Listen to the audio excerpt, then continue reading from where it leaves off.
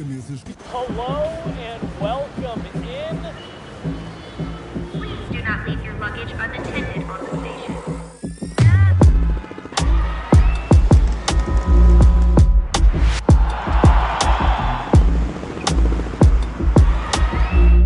Welcome to the show.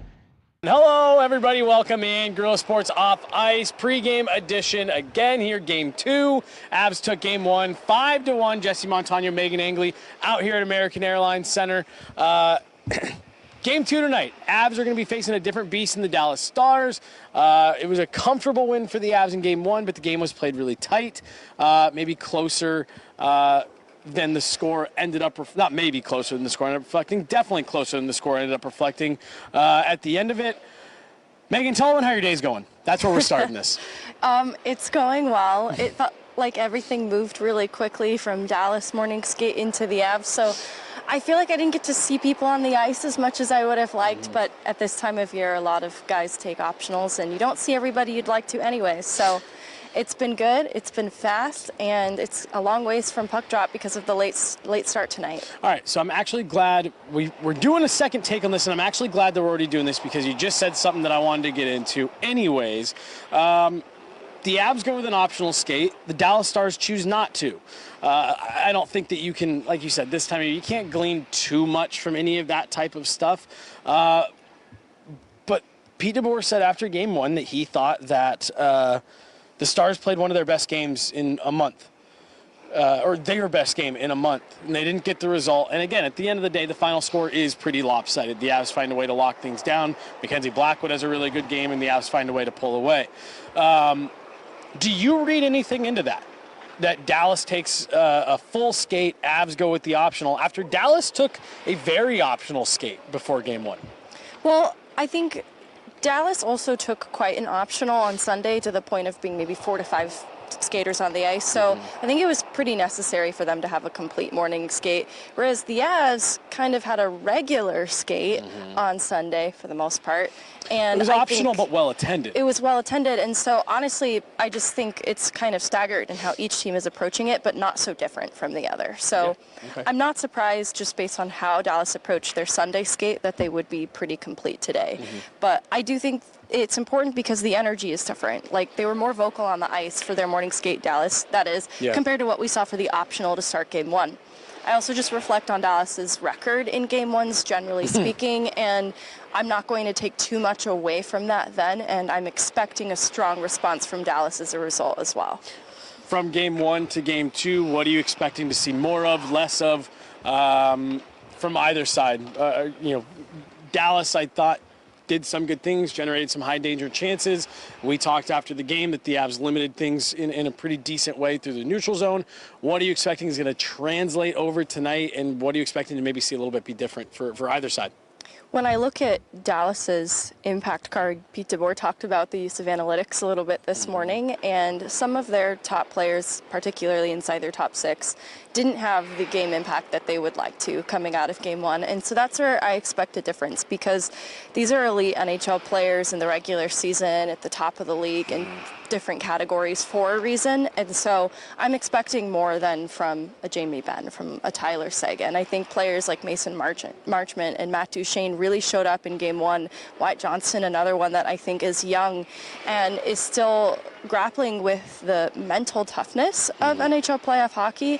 And I think that we're going to see a much stronger performance from some of those players in response to Colorado, because they played a more complete game, in my opinion. And you look at the analytics and the puck possession numbers for Colorado, there's a lot that they did well. So it's just important for them to do the exact same thing in a lot of ways. I think Colorado's start was just a tiny bit flat, and I look back at the power play opportunity that they got early, not capitalizing on it and overpassing and just trying to overcomplicate in search of the perfect play. But they moved on from that in-game quickly. And so I think if they can look at the lessons learned from how they started game 1 and just sort of start game 2 where they left off game 1, because it was a good third period, you know, the Taves goal, the Coyle goal, those were the prettiest plays of the night. The greasy ones opened it up for them. And so I think they have to recognize, too, the significance of the imperfect plays alongside the perfect plays. It doesn't have to be overcomplicated. The simple hockey rewarded them, and that was the physical game. being competitive in battles, and lines 1 through 4, everybody chipping in, and that's what helped them a lot. So that third period, those 2 goals in particular that you just talked about, to me, that is such textbook stuff when you're playing in this situation against a team like this. You and I talked in the lead up of, hey, Dallas likes to play with the lead. They like to try to shut you down. That was the Avs that the Stars were starting to have to push and get up ice, and the Avs were able to take advantage of the fact that they weren't in their structure that they normally like to be, because they are trying to get caught up, I guess is the wrong way to put it, but they're trying to get back in the game. They're trying to get that game-time goal. Avs are able to take advantage in transition. That's the exact type of stuff that you need to do against this Dallas team when you get them into that type of situation where you've got a lead and you're forcing them out of their comfort zone. You mentioned the power play to start the game. Someone asked Jared Bednar about that in the presser this morning, and asked, like, hey, is that something that, because statistically, power plays early in games and at the start of periods are less effective than power plays that come in the middle part of the period or anything like that. And they said, what was that from your perspective? Did you guys need to get settled in? And he brought up an interesting point of, this is a team, Dallas, that can start fast, especially in their own building. They can jump on you early. They can spend a lot of zone time. They can use the crowd. And sometimes they can even break through and then kind of ride that wave of momentum. He said it really helped us. Yeah, maybe we didn't score a goal, but we were on our toes. We had the puck on our stick. We weren't having to defend, and we were kind of able to settle into the game. I'm expecting a huge push from the Dallas Stars early in this game tonight, trying to take advantage of exactly what Jared Bednar was talking about there of, let's use the crowd. Let's get on these guys. Let's get out to an early lead and try to ride some momentum here into game 2 and get this series tied. I think the Avs are going to have to. I don't necessarily know if weather the storm is a phrase that people like to use, but I think the Avs are going to have to play some of their best hockey early, and picking up where they left off in the third period, to your point, would be a great start.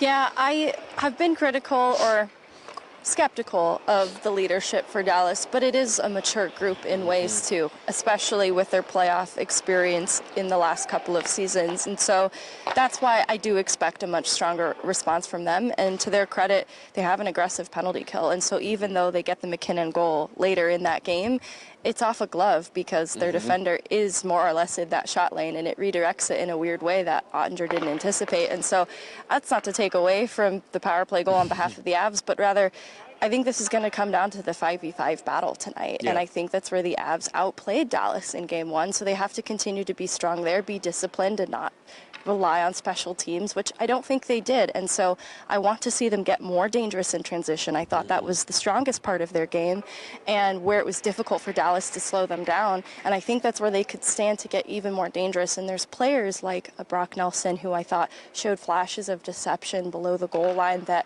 I think he can be more of a threat and an impact in this series than we saw in game 1. So in the same way that I'm like, Wyatt Johnston, Jamie Benn, they want to show up in this game for Dallas, Brock Nelson wants to show up in this game for Colorado. Marty Netchus, I thought his game improved as the night went on. He was protecting the puck better. He was more physical. There are guys on Colorado's side outside of Nathan McKinnon that I think are excited to be playing playoff hockey and have more to give as well. Yeah, you get goals from McKinnon, Lehkonen, Devon Taves cashes in late. A couple goals from McKinnon. So your top guys got going. I'm with you. Let's see the depth go. We talked to Miko Rantanen today. Just always a pleasure to chat with.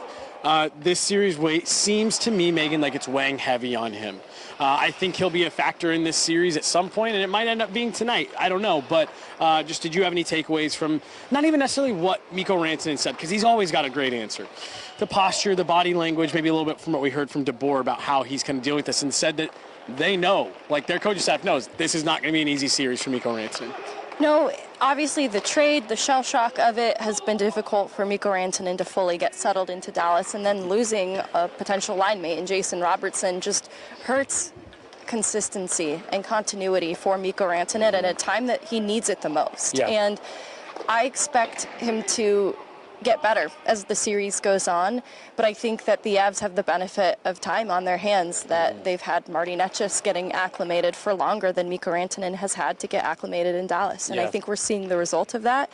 I think Miko Rantanen's impact in the playoffs, as fans should know too, it can kind of sneak up on you, it can be quiet, and so obviously Dallas needs it to be a little bit louder tonight, and I think that he'll still pose a threat, but I still don't think he's quite to the Miko Rantanen that we once knew playing alongside a Nathan McKinnon. And I think regardless of what happens the rest of the way in this series, I think it's going to be something that when Miko Rantanen comes back next year, after a full summer as a Dallas Star and being able to prepare, I think he's going to look a lot more like the Miko Rantanen that we all saw in Denver for the last almost 10 years, just because this was such a crazy season for him. Let's wind things down here, Megan. You talked about guys for the Avs that are going to want to get more involved here tonight. You know, you mentioned Brock Nelson. Well, there's a chance that there is a roster spot up for grabs. Ross Colton, I asked Jared Bednar how Ross was feeling today. He said not great. We'll see how the day goes. That, to me, sounds like someone who's likely not available tonight. Gabe Landeskog has normally been out here working with the extras. He is not out here right now, Megan. We aren't going to get anything from Jared Bednar until warm-ups start. Where are you at? Do you think we see Gabe Landeskog drawn to this game tonight? I've got my thoughts. What do you think? Yeah, no, I think, unfortunately, the circumstance with Ross Colton paved the way for this to be a possibility. We already expected him to make a debut in this series at some point. It was just unclear as to when. An opportunity just opened up as to when. And I think there's benefit from having him get in Game 2 to shake off a little bit of the pressure of returning to playoff hockey, not in front of the home crowd. I think that would probably weigh heavily on his shoulders. And there's a need for it, too. And so he can help this team, especially in the absence of a player like Ross Colton, who, if he isn't feeling great, they have the players right now to give him a game off and let him get fully healthy, because they're going to be eyeing down a deep run, right? That should be the excitement with the depth of this team. And so Landeskog, I think, has something to offer this series in particular, with what there's been an emphasis on, especially looking at the conditioning stint in Loveland and protecting the puck and battles along the wall, coming up with the assist on the goal that brought them within one, and then finding the game-tying goal for the Eagles. I think that he can help them in this series, and every day he looks better on the ice. So we're confirmed that he's ready to go as an option, so there's really nothing to stop this at this point. Yeah, Jared Bednar has, for the second day in a row, confirmed, yes, Gabe Landeskog is an option to fill in for Ross Colton if that is what's needed. You know, Megan, we were talking about it in the media room, and I said, look, if I had to put money on it, I'd say yes, he goes tonight. He didn't stay on with the extras, and like you said, there's no reason for him not to at this point, based on everything that we know. That's everything that's available to us. And I think tonight would be a good situation where, like you said, you can shelter him. You don't have to deal with the fanfare of all the cameras and all that stuff, talking to him at morning skate, because you can still say, hey, we're not sure if he's going. There's just a little bit less pressure on this one. You know, and I'd be willing to bet, even in a hostile environment on the road, probably still get a little bit of fanfare from hockey fans who understand what he's gone through. And I do just think that this would be a way to kind of do it, take the edge off of it, and now, okay, cool. Whew. You got one under your belt. Now let's go back into Denver, put you in the starting lineup. You know, because you could play him tonight and not have to start him. He could just be one of the guys here tonight on the road and be back on the bench. And maybe it's limited minutes. Maybe it's 8 minutes. That's fine.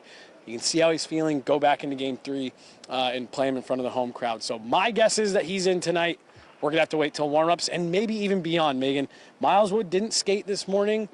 Jimmy Vesey's still out here. If Gabe Landeskog is going, I wouldn't be at all surprised if Jared Bednar dressed all three of those guys for warm-ups, just to keep everyone like us on our toes. On their toes. I think the other benefit of getting Landeskog in this game is you don't have the pressure of a fully healthy player coming out of the lineup just to give you your debut. Correct. And so I think that mentally helps Landeskog to get back into it, and the strength of play of that fourth line also kind of protects the bottom six in ways. They're so responsible, and they can eat up minutes and provide so much energy and momentum that there's a little less pressure off the third line too. And with Charlie Coyle continuing to heat up at the best time of year, I think that he adds a strength and an anchor to that third line that stabilizes it and also gives you some security. So it's kind of a perfect storm in that way. It wasn't NHL playoff hockey, but Gabe Landeskog played more than 15 minutes on back-to-back nights with the Colorado Eagles.